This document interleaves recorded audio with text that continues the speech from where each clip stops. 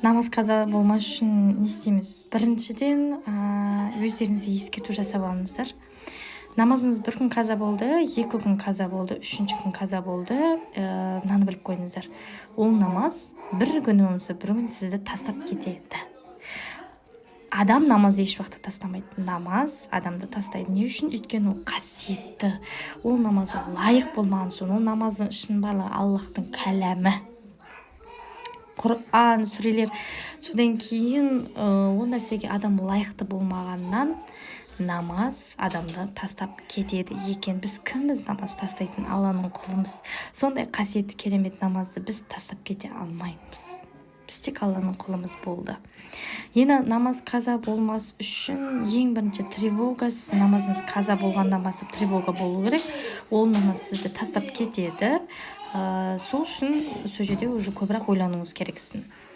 Ең үлкен айтатыным, ең үлкен уағыз деп айтайыншы, ол өлімді еске алу күніге, және де соған дайындалу. Өлімді күніге еске алған адам ақыретіне дайындалады. Шынымен дайындалады. Мен өліп қалсам, біз білмейміз қашан кететінімізді. Мен любой секунду, любой минут Аллах Тағала алады да кетеді. Қай кезде біз қайтыс болатынымызды білмейміз. Сол кезде біз мына нәрсені ескеруіміз керек та.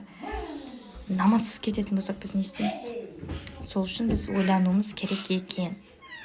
Ал адам қайтыс болғаннан кейін бірінші очередь намазға жауап береді. Ең бірінші жауап беретін намаз. Содан кейін өлім туралы көбірек ойлап, қабір азабы туралы көбірек видеоларды, уағыздарды тыңдап, күніге уағыз тыңдаңыздар. Күніге уағыз тоқтамай тыңдай беріңіздер.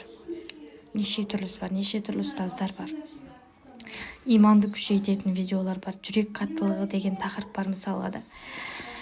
Содан кейін ол бірінші ма истихфар салауат аузыңыздан түспейді иншаллах. Одан кейін намаз не үшін адам тастайды? Намаздың ішіндегі әрбір сүренің мағынасын білмейміз. Фатиханың мағынасы, Кәусар, Иқластың барлығының мағынасы әр бөлік. Әр қазақша мағынасын 50 реттен қазақша құр қайталап шығыңыздар. Содан кейін біріктіріп оқыңыздар. Тілде арабшасы болса, қазақша мағынасы жүректен шығып тұру керек та. Одан кейін әр намаздың алдында аятул курсиді оқыңыз. Ол да мағынасымен бірге біріктіріп оқу керек. Қыздар, намаз қылу қылмау ол өзіміздің таңдауымызда. Уақыт келді ма, любой жерде намазды оқып кетіңіздер.